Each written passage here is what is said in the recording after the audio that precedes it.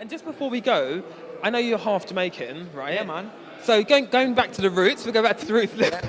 He's doing a jig for us, guys. Check it out. Yeah. But how do you feel about Jamaica's 50th year of independence, and how has the music influenced your?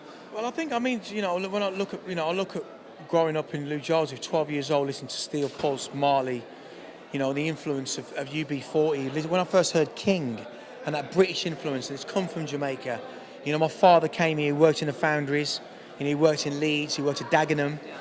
And, you know, he had a woman in every port, and it was all that, you know, and then there's a whole bunch of mixed race kids going around, and like, is that not politically correct me to say that? Or Mixed heritage. Of mixed heritage.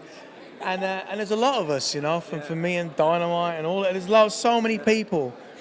And we are that generation that is mixed and matched. And we, you know, we're the, you know, people used to call me a mongrel when I was growing up. But I think the beautiful thing about the whole heritage of that is that Jamaica, from Studio One, our music wouldn't be here if it wasn't for Studio One. Yeah.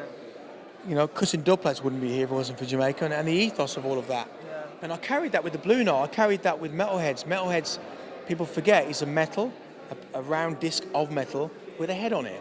It's a dubplate. You know, and I looked at that. I looked at Jah Shaka. I looked at, you know, Tubby, you know, Skipper and Lippy.